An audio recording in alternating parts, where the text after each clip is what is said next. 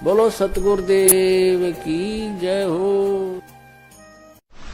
परमात्मा ऐसी ही लीलाएं किया करता है, तभी उसको भगवान कहते हैं, प्रभु कहते हैं, स्वामी कहते हैं, मालिक कहते हैं और परमेश्वर कहते हैं। लेकिन कुछ एक अज्ञानियों ने, अज्ञानी ऋषियों महर्षियों ने, गुरुओं ने ये थ्योरी सेट कर दी कि भगवान ये जो लीलाएं हैं झूठी हैं, ऐसे भगवान बगैर किसी माता के कोई गर्भ से कोई नहीं बाहर आ सकता, कोई जन्म नहीं, ऐसे स्वयं नहीं प्रकट हो सकता। तो बहुत सा समाज इस बात पर आधारित हो चुका है कि बिल्कुल ठीक है, क्योंकि श्री राम माता से उत्पन्न हुए, श्री कृष्ण मां से उत्पन्न हुए, जितने भी हम जिनको भगवान की संज्ञा में गिनते हैं सभी मां से उत्पन्न हुए। इसलिए हमने ये भी सत्य मान लिया कि मां के बिना उत्पन्न कोई नहीं हो सकता। लेकिन भगवान कैसे किसे कहेंगे? परमात्मा उसी को कहा जाता है जो एक जनसाधारण की क्रियाओं से अलग क्रियाएं करे। बोलो सतगुरुदेव की जय हो। पुण्यात्मा तुरंत समझ जाती हैं और जो ढीठ आत्मा होती हैं वो नहीं मानते। उनको कितना प्रमाण दे ले, आंखों देखकर भी वो अपने अभिमान वश नहीं माना करते हैं, क्योंकि उनका स्वार्थ निहित होता, वो परमार्थ नहीं मांगते, ना वो आत्म कल्याण चाहते हैं। जो लोग सत्य को देखकर भी स्वीकार नहीं करते, नतमस्तक नहीं होते हैं, तो वो इंसान नहीं, वो शैतान की संज्ञा में आते हैं। जानबूझ साची तजय करे झूठ तेने, और ताकि संगत है प्रभु सोपन में भी ना दे। बंदी छोड़ सतगुरु रामपाल जी महाराज जी की जय हो। परमेश्वर की सभी प्यारी आत्माओं को दास का सत्साहेब। पुण्यात्माओं, आज दास जिस विषय पर वीडियो बनाने जा रहा है वह विषय कलयुग की पिछली पीढ़ी में परमेश्वर कबीर साहिब जी के 8 सितंबर 1951 के दिन सतगुरु रूप में पुनः प्रकट होने को लेकर है। इस वीडियो में दास उन पॉइंट्स पर बिल्कुल भी चर्चा नहीं करेगा जिन पॉइंट्स को लेकर पिछले वर्ष यानी कि सन 2019 में सतगुरु प्रकट दिवस से पहले सतगुरु रामपाल जी महाराज जी के प्रकट होने के विषय में प्रमाणों सहित खुलासा किया जा चुका है। जैसे कि संत रामपाल जी महाराज जी यदि परमात्मा है तो शादी करवाकर स्त्री भोग क्यों किया? संत रामपाल जी महाराज जी यदि परमात्मा हैं तो उनका शरीर आप और हमारी तरह हाड़ मांस का क्यों दिखता है? संत रामपाल जी महाराज जी यदि परमात्मा हैं और प्रकट हुए हैं तो फिर उन्होंने माता पिता के संयोग से जन्म क्यों लिया? आदि भगत भाइयों के अनेकों शंका भरे ऐसे पॉइंट्स थे जिनको परमात्मा ने दास को निमित्त बनाकर प्रमाणों सहित वीडियो बनवाकर डलवा दिया था। उन सभी वीडियोज का लिंक आप जी को इस वीडियो के डिस्क्रिप्शन बॉक्स में मिल जाएगा। लेकिन आज सन 2020 में सतगुरु प्रकट दिवस से पहले हम जो बातें परम पूज्य सतगुरु रामपाल जी महाराज जी के 8 सितंबर 1951 के दिन गांव धनाना जिला सोनीपत हरियाणा में प्रकट होने के विषय में करने जा रहे हैं, उन्हें बहुत ही ध्यान से सुनने और फिर मनन करने की आवश्यकता है, वरना इतना बड़ा धोखा खा जाओगे उसके बाद कुछ भी खाने और खोने को बचेगा ही नहीं। तो चलिए परमेश्वर शुरू करवाते हैं आज का वीडियो। पुण्यात्माओं, निसंदेह औरत को औरत ही जन्म देती है। 18-20 वर्ष तक उसे माँ का प्यार देती है, एक जिम्मेदार नारी बनाती है। पिता उसकी रक्षा और पालन पोषण की जिम्मेदारी उठाता है। माता पिता अपना पेट काटकर उसकी हर इच्छा पूरी करने की भरपूर कोशिश करते हैं। लड़की भी पूरी तरह अपने माता पिता के प्रति समर्पित होती है। उसे दुनिया में अगर कोई मूल्यवान दिखाई देता है तो केवल उसके माता पिता, और होना भी चाहिए। यदि माता पिता ने अपनी जिम्मेदारियों का ठीक से निर्वाह ना किया होता तो शायद बच्ची का भविष्य अंधकारमय हो जाना था। लेकिन जब वही बच्ची युवा होकर शादी के बंधन में बंध जाती है तो उसी दिन से अपना सर्वस्व अपने पति देव को सौंप देती है, अर्थात अपने पति के प्रति उतनी ही और उसी तरह समर्पित हो जाती है जिस तरह का समर्पण भाव शादी से पहले अपने माता पिता के प्रति हुआ करता था। पति उसके लिए परमेश्वर हो जाता है। उसे माता पिता याद अवश्य रहते हैं, लेकिन शादी के बाद माता पिता की इतनी आवश्यकता महसूस नहीं करती है जितनी कि अपने पति के सहारे की। और एक पतिव्रता औरत का यही समर्पण भाव पति के हृदय में उसके लिए विशेष प्यार और सम्मान पैदा करता है। और दूसरी तरफ यदि वही औरत शादी के बाद भी अपने माता पिता से मोह ना हटाकर निरंतर उन्हीं का चिंतन करती रहे, ससुराल में अपने मायके का ही गुणगान करती रहे, तो निश्चय ही ऐसी औरत अपने पति और सास ससुर के लिए सिरदर्द कहिए या फिर उपेक्षा की पात्र बनकर एक न एक दिन परिवार में कलह का कारण बन जाती है। पुण्यात्माओं, ठीक यही स्थिति आध्यात्मिक जीवन में एक पतिव्रता आत्मा अर्थात सुयोग्य भगत को अपनी समझनी चाहिए। पूर्ण परमेश्वर कबीर साहब जी हम सभी आत्माओं के माता पिता अर्थात जनक हैं, उत्पत्ति करता हैं। 84 लाख योनियों के चक्कर से बाहर निकालने के लिए मानव शरीर दिया और पालन पोषण के लिए सांसारिक माता पिता की व्यवस्था की। और जैसे ही हम आत्माएं शादी के लायक हुई अर्थात हमारा भक्ति संस्कार का समय आया तो अपने ही दूसरे स्वरूप सतगुरु के साथ सतनाम रूपी बंधन में बांध दिया और स्पष्ट आदेश भी दे दिया कि 7 दीप 9 खंड में गुरु से बड़ा ना कोई, करता करे ना कर सके, गुरु करे सो होय। अर्थात हे प्यारी आत्मा, जहां तक तेरे जीवन की डोर मेरे हाथ में थी वहां तक मैंने हर जिम्मेदारी को पूरा किया, लेकिन अब नाम दीक्षा के बाद तेरा मिलन सतगुरु के साथ हो गया है और सतगुरु से मिलन के बाद मेरा रोल खत्म हो जाता है। अब तेरे लिए इस 7 दीप और 9 खंड अर्थात 21 ब्रह्मांड में सतगुरु से बढ़कर और कोई नहीं है। आज के बाद मैं कर्ता अर्थात कबीर भगवान भी तेरी किस्मत का निर्णय नहीं कर सकूंगा। अब तो तेरा वर्तमान, भूत और भविष्य का फैसला सतगुरु के हाथ में है। यदि आज के बाद सतगुरु से नाम दीक्षा लेने के उपरांत तूने अनजाने में भी मुझ कर्ता अर्थात कबीर भगवान से किसी रहम, समा या इच्छित वस्तुओं की कामना या फिर याचना की तो यह तेरी महाभूल होगी और तेरा सतगुरु भी तेरे से रुष्ट हो सकता है। फिर कहते हैं, गुरु बड़े हैं गोविंद से, मन में देख विचार, हरि सुमरे सो रह गए और गुरु भजे हो पार। अर्थात ऊपर इतना कुछ जानने के बाद भी तुझे ये भली भांति समझ में आ जाना चाहिए कि सतगुरु से नाम दीक्षा के बाद गोविंद अर्थात कबीर के घर से तू पराई हो चुकी है। अब तेरा पति परमेश्वर सतगुरु है, उसकी खुशी में ही तेरी खुशी और उसकी इच्छा में ही तुझे राजी रहना होगा। और चाहे किसी भी प्रकार की सांसारिक डिमांड हो या आध्यात्मिक, उन सब के लिए मुझ कबीर से उम्मीद छोड़कर सतगुरु से ही लगानी होगी और मन में सदा यही दास भाव रखना होगा कि कुत्ता हूँ गुरुदेव का, पवन दास का नाम, गले प्रेम की जेवड़ी, जहाँ खींचो तहाँ जाऊं, तो करो तो बावड़ूं, दूर दूर करो तो जाऊं, जो राखूं त्यों ही रहूं और जो देवो सो खाऊं। पुण्यात्माओं, कुछ आत्माओं को आज भी सच्चे सतगुरु की शरण और तत्व ज्ञान मिलने के बाद भी अपने कमजोर भक्ति संस्कार की वजह से सतगुरु और परमात्मा के बीच की रहस्यमय दूरी सदा खटकती रहती है। ऐसी आत्माएं सदैव सतगुरु और परमात्मा को 2 रूप में देखती हैं। उन्हें लगता है कि असल में परमात्मा तो वो है जो सतलोक में रहता है, जो 650 साल पहले बनारस में कबीर रूप में आए थे, और सतगुरु तो उनका कोई प्रतिनिधि, पैगंबर या संदेश वाहक होता है जो कुछ सीमित शक्तियों के साथ काल लोक में परमात्मा कबीर साहिब जी के आदेशों से उनकी आत्माओं को भक्ति मार्ग समझाने के लिए आता है। पुण्यात्माओं, भक्ति मार्ग में भगत की यही वो सबसे बड़ी भूल होती है जो बार बार सतगुरु की शरण मिलने के बाद भी उसे सतलोक नहीं जाने देती है। और जब तक इस तत्व ज्ञान को आधार बनाकर एक भगत का गुरु और गोविंद को 2 अलग अलग समझने वाला भाव और भेद अंतःकरण से बिल्कुल समाप्त नहीं हो जाता, तब तक वह आत्मा यही 84 के बंधन में चक्कर काटती रहेगी, भले ही उससे सच्चा सतगुरु और सारनाम भी क्यों ना मिल गया हो। 650 साल पहले जब परमेश्वर कबीर साहिब जी सतगुरु रूप में 120 वर्ष तक रहे तो बार बार यही संदेशा देते रहे कि गुरु गोविंद 2 नहीं भाई, और 2 समझे वो 2 जग जाही। 2 जग नरक को कहते हैं। आज भी संगत में से 90% भगत भाई बहन एक बहुत बड़ी गलती कर रहे हैं। हमें लगता है कि पूर्ण परमात्मा कबीर साहिब जी का असली स्वरूप एकमात्र वही दाढ़ी मूछ वाला है जिस स्वरूप में वह परमात्मा बनारस में 120 वर्ष तक लीला करके गए थे। और उससे भी बड़ी गलती हम लोग हर वर्ष जून के महीने में उसी दाढ़ी मूछ वाले स्वरूप को परमात्मा का असली स्वरूप समझते हुए उनका प्रगट दिवस मनाकर कर रहे हैं। जबकि सतगुरु रामपाल जी महाराज जी ने पिछले 27 वर्षों से अनमोल तत्व ज्ञान देकर सैकड़ों बार हमारा यही भ्रम निवारण किया था कि आप लोग कबीर परमात्मा की जो ये फोटो देख रहे हैं यह उनका असली स्वरूप नहीं है। वे तो ना जाने कितने ही रूप धारण करके यहाँ आते रहते हैं।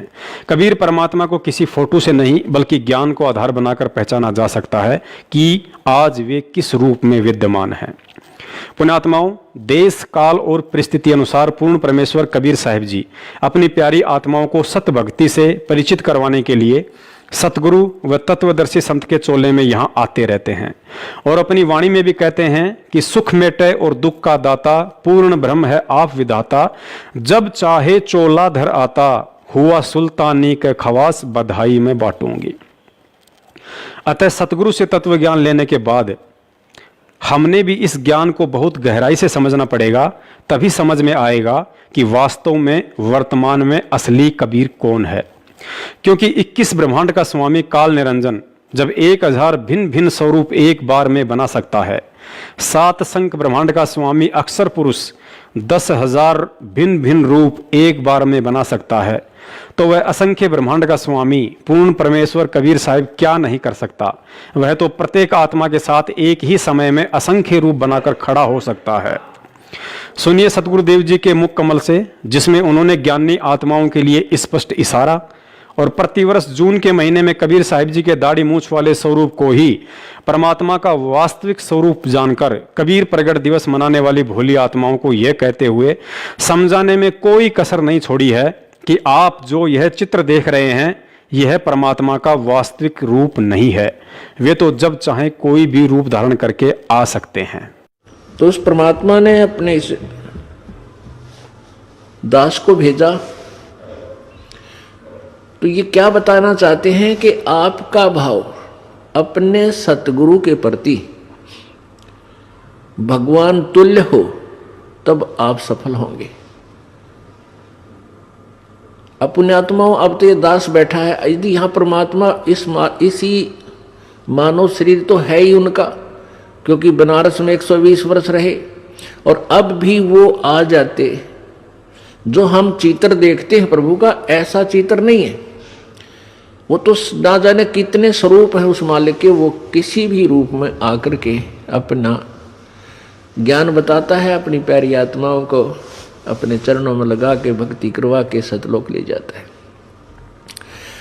अब आज हम भगवान की तलाश कर रहे हैं, और परमात्मा क्या अनमोल वस्तु है, क्या अनमोल है, कितना उसके अंदर गुण है। यदि आज हमें वो मिल जाए, आपके सामने आ जाए, तो आपकी क्या स्थिति होगी।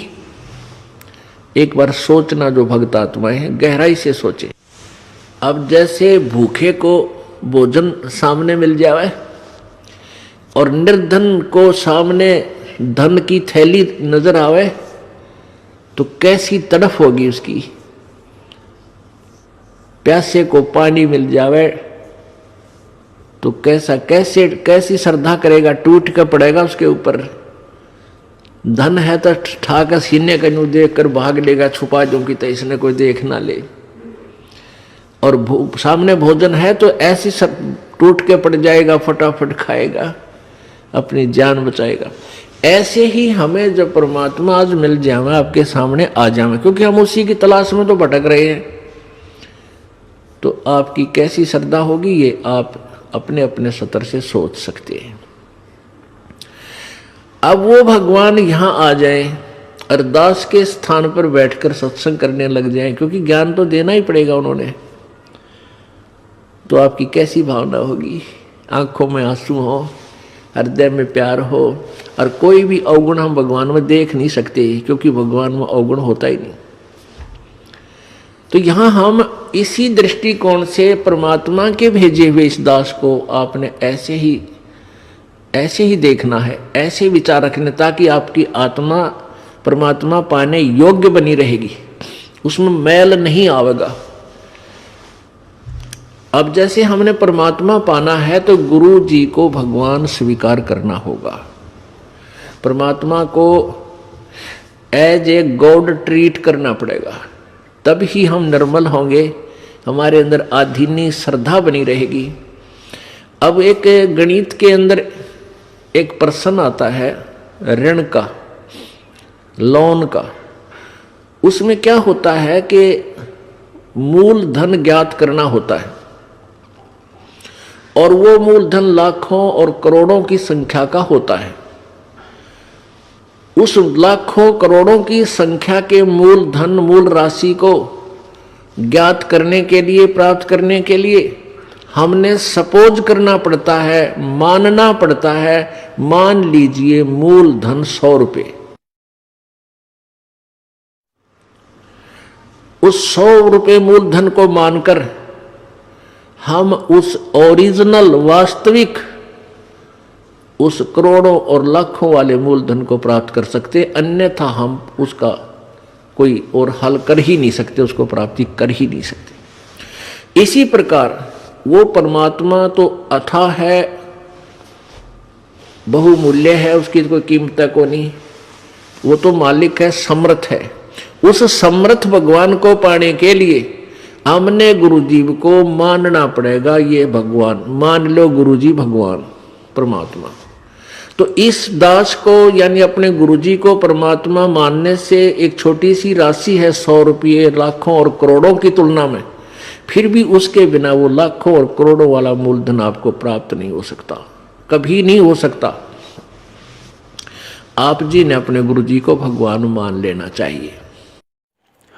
पुण्यात्माओं, इस वीडियो में सतगुरुदेव जी ने एक और बात पर बार बार जोर दिया है कि यदि आपने मोक्ष चाहिए तो गुरुजी को भगवान के तुल्य मानना पड़ेगा, कि मान लो गुरुजी भगवान। पुण्यात्माओं, सतगुरु रामपाल जी महाराज जी के द्वारा गुरुजी को परमात्मा तुल्य मानने के लिए ये बात कहना कि मान लो गुरुजी भगवान, इस बात को भी हमें गहराई से समझना पड़ेगा कि आखिर सतगुरु रामपाल जी महाराज स्वयं पूर्ण परमेश्वर कबीर साहब होते हुए भी यहाँ स्पष्ट रूप से अपने आप को भगवान ना कहकर गुरुजी को भगवान तुल्य मानने के लिए क्यों कह रहे हैं। परमेश्वर कबीर साहिब जी 650 साल पहले बनारस में अपने परमात्म स्वरूप को छुपाते हुए एक सतगुरु की भूमिका कर रहे थे और अपने ही तीनों रूप अर्थात परमात्म रूप, सतगुरु रूप और एक साध अर्थात परम भगत वाले रोल को समझाते हुए कहा था कि साहिब से सतगुरु भय और सतगुरु से भय साध, ये तीनों अंग एक हैं, गति कुछ अगम अगाध। अर्थात वह पूर्ण परमात्मा कबीर अपने सतलोक में स्वयं परमात्मा अर्थात साहिब रूप में तो बैठा ही है, इसके अलावा अपने परमात्मा वाले रूप को हल्का तेज पुंज का बनाकर सतगुरु की भूमिका और फिर किसी नेक आत्मा को अपना मुंह बोला गुरु धारण करके एक सुयोग्य शिष्य की भूमिका भी स्वयं ही करता है, ताकि अपने फॉलोअर्स को यह शिक्षा दे सके कि परमात्मा के सत भक्ति वाले मोक्ष मार्ग में जब तक आपका अपने गुरु के प्रति श्रद्धा, भाव, व्यवहार, आचार विचार, लगन और विश्वास इतना नहीं होगा जितना कि मैंने अपने गुरु के प्रति समर्पित होकर एक उदाहरण पेश किया है, तब तक आप सतलोक जाने के अधिकारी नहीं बन सकते। अतः सतगुरु रामपाल जी महाराज जी के द्वारा स्पष्ट रूप से अपने आप को भगवान होते हुए भी भगवान ना कहकर यह कहना कि आपने गुरुजी को भगवान तुल्य मानना पड़ेगा, इसके पीछे का मुख्य कारण यही है कि उपरोक्त वाणी के अनुसार वे स्वयं परमात्मा और सतगुरु वाली भूमिका के साथ साथ एक सुयोग्य परम भगत का भी रोल कर रहे हैं और भगत के रोल में अपने आप को स्पष्ट रूप से भगवान ना बताकर ज्ञानी आत्माओं के लिए इशारा कर दिया कि आपने गुरुजी को भगवान तुल्य मानना पड़ेगा। परमात्मा कहते हैं वो स्वयं ही यहाँ पर तत्वदर्शी संत बनकर आते हैं और अनजान संतों और ऋषि महर्षियों के द्वारा जो भक्ति का स्वरूप बिगाड़ दिया जाता है उसको स्वस्थ करने के लिए आते हैं। वो स्वयं ही परमात्मा होते हैं, वो परम अक्षर ब्रह्म वो स्वयं है, वही संत रूप धारण करते हैं, वही एक परम भक्त की भी भूमिका करते हैं।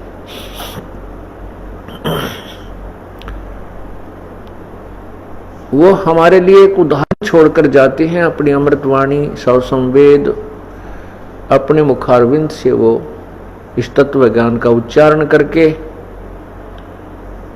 और एक अनमोल वस्तु हमारे को प्रदान कर जाते हैं। उसी तत्व ज्ञान में अर्थात सौ संवेद में क्या कहते हैं कबीर, राम बुलावा भेजिया दिया कबीरा रो, जो सुख है संत के संग में वो बैकुंठ में न हो। आज विश्व की मानव आबादी, मानव जनसंख्या 7 अरब से ऊपर मानी जाती है, काउंटिंग हो चुकी है। और इस 7 अरब के अंदर ये दास है एक तत्वदर्शी संत। अब वो परमात्मा है जिसने आकर खुद यहाँ पर सत्संग किया और सच्चा ज्ञान दिया।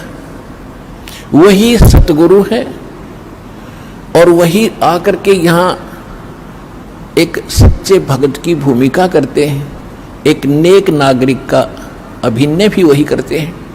अपना करके खाओ, जैसे राखे भगवान न्यों रहो, ज्यादा इस दौड़ धूप माया की संग्रह करने में अपना जीवन मत नसाओ, नाश ना करो। ये एग्जाम्पल दिया दाता ने, और जो ये भी उन्होंने प्रमाणित कर दिया कि जो सच्ची लगन से मुझे भजता है, संसार की दृष्टि में बेशक निर्धन दिखे पर भगवान की दृष्टि में सबसे धनवान है।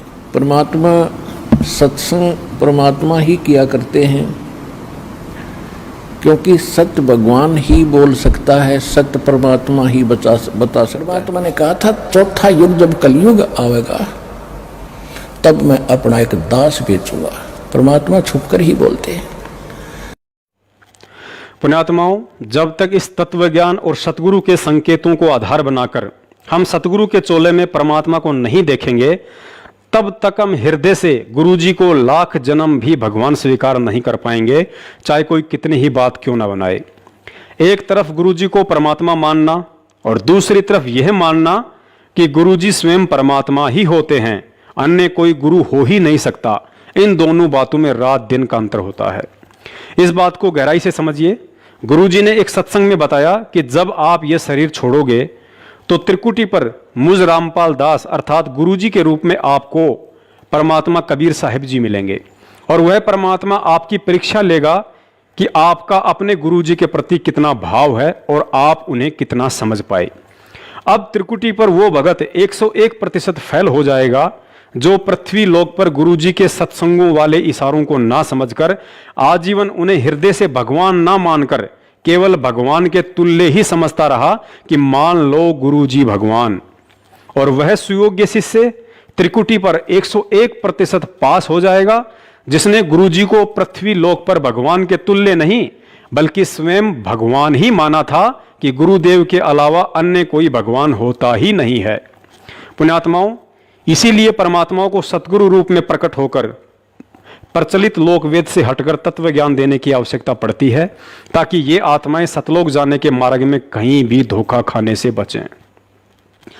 तत्व ज्ञान में गुरुजी ने सैकड़ों बार समझाया कि पृथ्वी पर तुम्हारे स्थूल शरीर से भक्ति का अभ्यास करवाया जा रहा है, क्योंकि शरीर छोड़ने से पहले साधक का अपने गुरु के प्रति जो भाव और श्रद्धा स्थूल शरीर में होती है, शरीर त्यागने के बाद वैसी की वैसी भावना सूक्ष्म शरीर में बनी रहती है।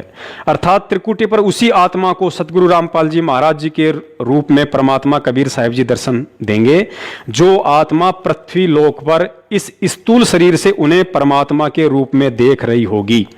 अन्यथा सतगुरु रूप या कबीर रूप में काल निरंजन दर्शन देकर अपने साथ ले जाएगा।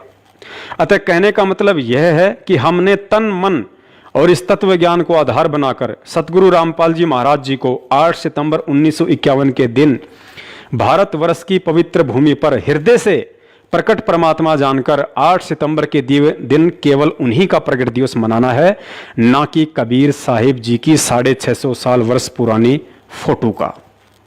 और जब तक अज्ञानता के चलते इस स्थूल शरीर में हम कबीर साहिब जी की दाढ़ी मूंछ वाली फोटो को परमात्मा मानकर उनका प्रगट दिवस मनाते रहे और सतगुरु रामपाल जी महाराज जी को केवल एक संत या सतगुरु समझते हुए यूं ही टाइम पास करते रहे, तो परमात्मा के विधान अनुसार स्थूल शरीर त्यागने के बाद सूक्ष्म शरीर में भी हमारे यही भाव रहेंगे।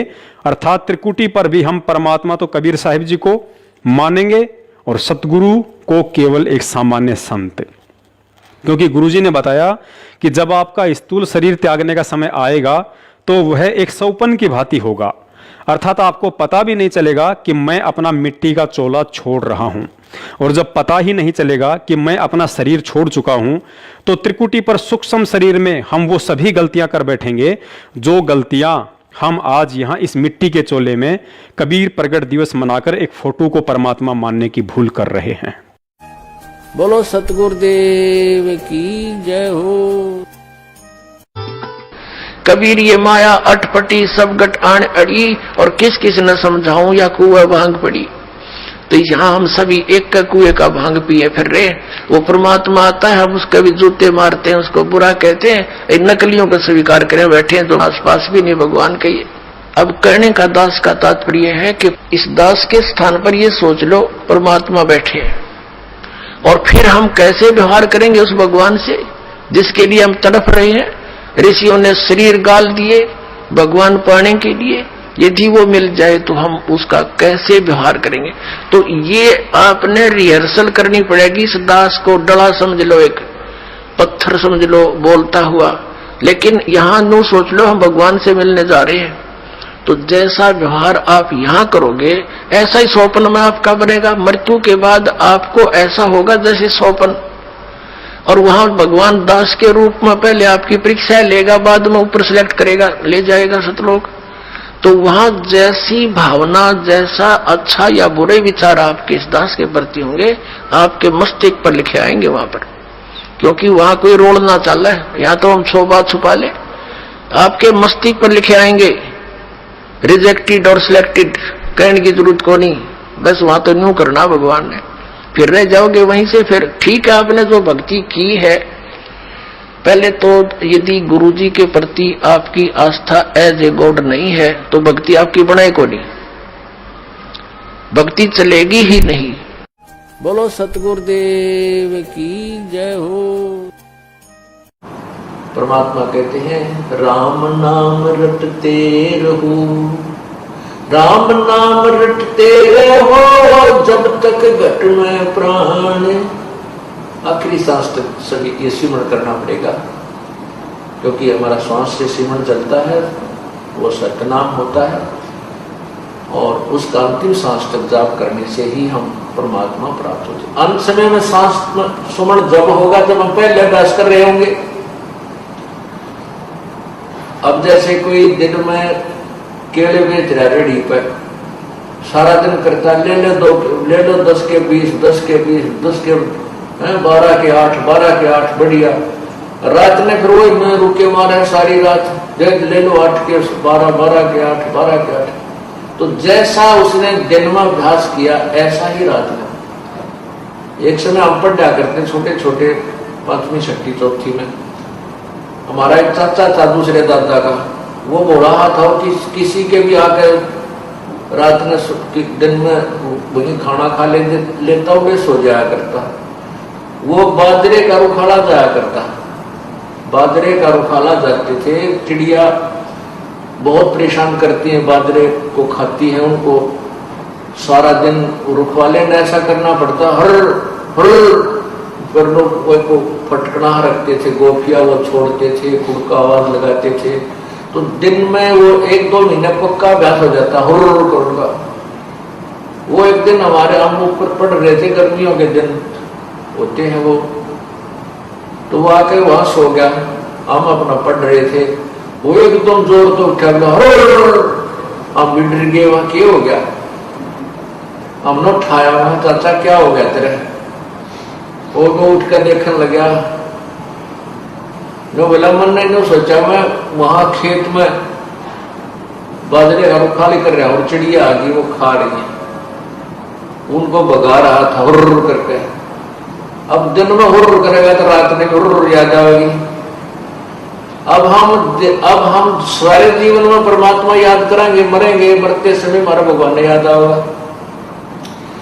और जिसने परमात्मा याद किया नहीं, सारा दिन सारी उम्र खो दी 2 के 20 बनाने में,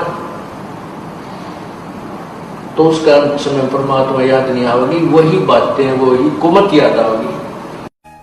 बोलो सतगुरुदेव की जय हो। तो पुण्यात्माओं, पूज्य गुरुदेव जी के द्वारा अकाट्य प्रमाण देने के बाद अब तो कुछ आंखें खोलो और पहचानो कि वास्तव में असली कबीर परमेश्वर कौन है। गुरुजी ने अपने मुख कमल से यह तो साबित कर ही दिया कि 650 साल पहले वाला चित्र कबीर परमेश्वर जी का असली स्वरूप नहीं है। और दूसरी तरफ यह भी कह रहे हैं कि जब आप त्रिकुटी पर जाओगे तो वहां भी परमात्मा आपको मुझदास अर्थात संत रामपाल जी महाराज जी के रूप में ही दर्शन देंगे और सतलोक लेकर जाएंगे। तो फिर विचार करो कि कबीर भगवान कैसा है, उनकी शक्ल कैसी है और उनको देखा किसने? नहीं समझे? अरे भाई, सतगुरुदेव जी ने साबित कर दिया कि मैं ही परमात्मा कबीर साहिब हूं। यदि त्रिकुटी पर भी हमें वह कबीर परमात्मा सतगुरु रामपाल जी महाराज जी के ही रूप में दर्शन देंगे तो फिर विचार करने की बात है कि आज पृथ्वी पर उनके रूप में स्वयं कबीर परमात्मा ही हमारे सतगुरु बनकर हमें ज्ञान और भक्ति दे रहे हैं। पुण्यात्माओं, तत्वदर्शी संत से नाम उपदेश लेने के बाद जिस व्यक्ति को अभी तक सतगुरु की परिभाषा का भी ज्ञान नहीं हुआ तो समझो वह व्यक्ति अभी संशय में है। और संशय के विषय में गुरुदेव जी ने बताया कि संशय शोक सराय में सूतक दिन राती, जीवित जग में जूते पड़े फिर यम तोड़ेंगे छाती। अर्थात भक्ति मार्ग की किसी भी क्रिया में यदि आपको जरा भी संशय या शंका रह गई तो ना ही आपको वह शंका यहां चैन से जीने देगी और ना ही मरने के बाद मोक्ष प्राप्त होने देगी। अर्थात जीते जीतो कर्म की मार के जूते पड़ेंगे ही पड़ेंगे। शरीर त्यागने के बाद यमदूतों के हाथ लगोगे और तुम्हारी छाती तोड़ी जाएगी, अर्थात मुकदरों से पीटे जाओगे। सतगुरु की परिभाषा को समझाते हुए गुरुदेव जी ने बताया कि ना सतगुरु जननी जने जाके माना बाप, पिंड भ्रमण से रहित है ना वहां तीनों ताप। अर्थात जो सतगुरु होगा वह माता पिता से जन्म नहीं लेता है, वह प्रकट परमात्मा होता है तथा उनका शरीर तेज पुंज का होता है, पंच भौतिक नहीं। पुण्यात्माओं, परमेश्वर की वाणी कभी भी गलत सिद्ध नहीं हो सकती है।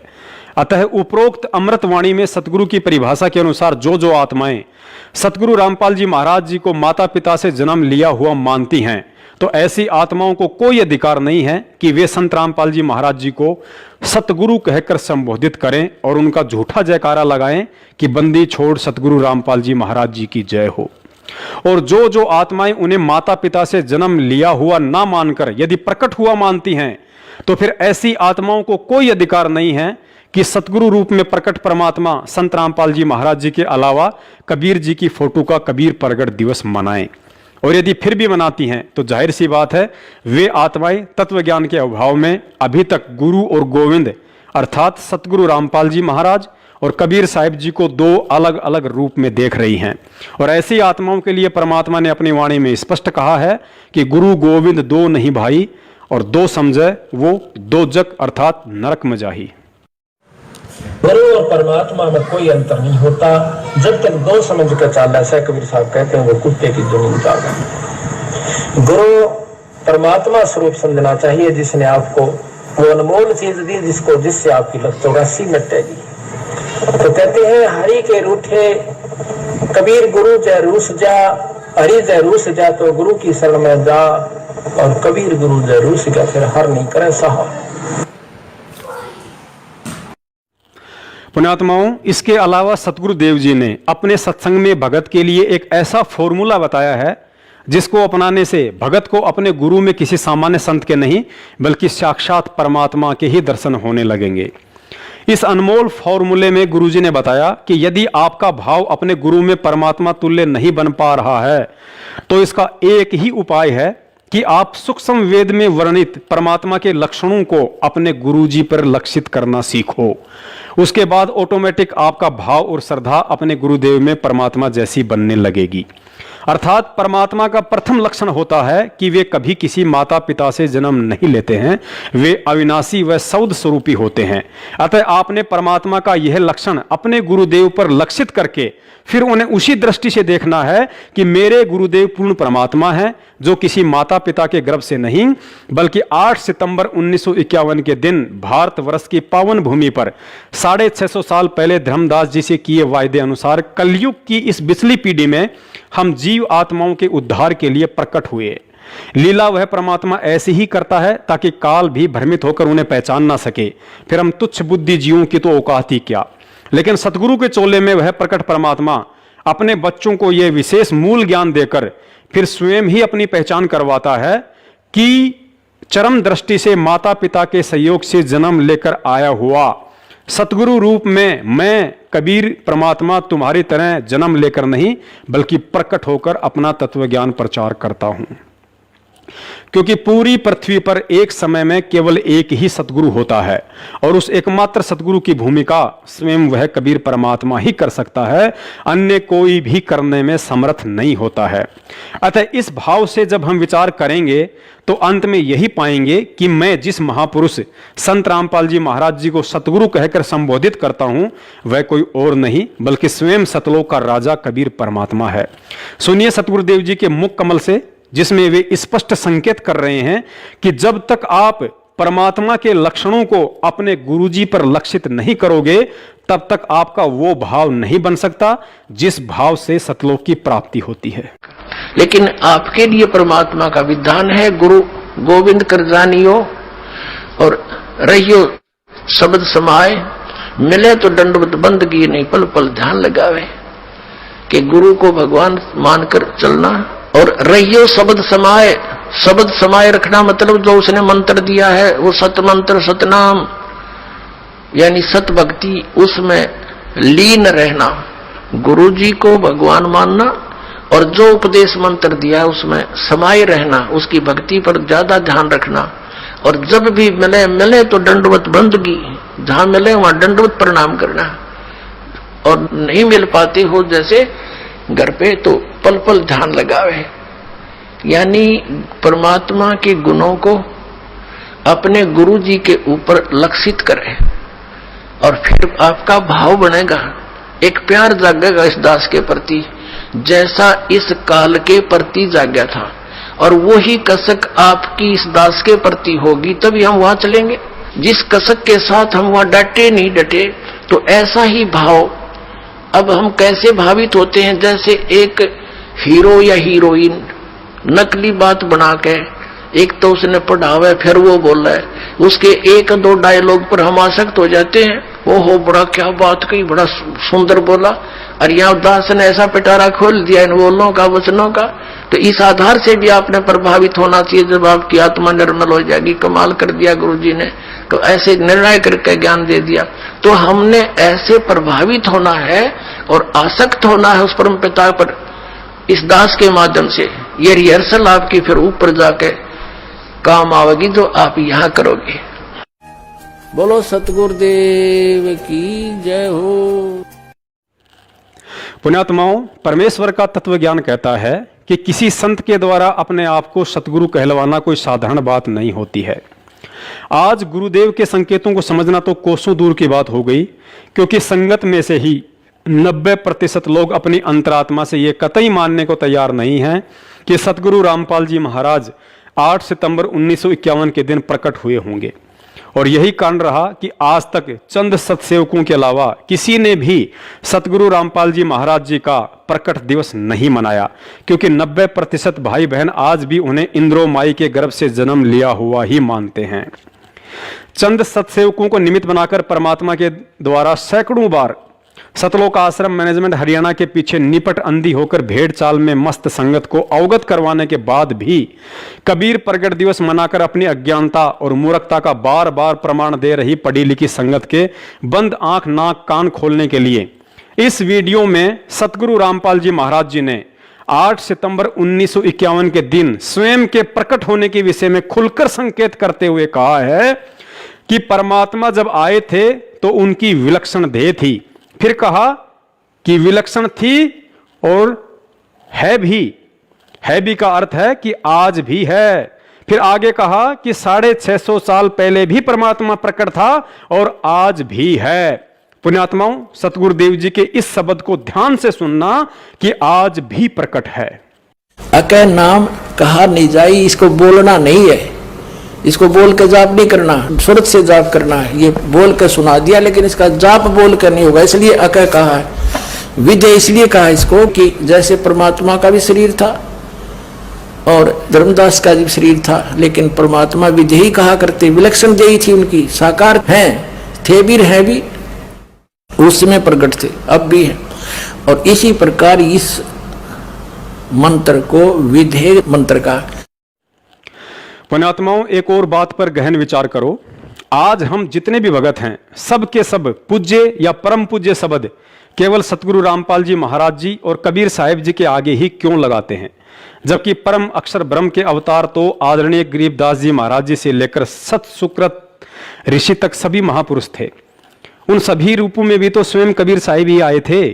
फिर वे हमारे लिए आज पूज्य क्यों नहीं है? क्योंकि सतलोक में कबीर शब्द परमेश्वर का असली नाम है, इसलिए हम इस शब्द के आगे पूज्य शब्द लगाते हैं।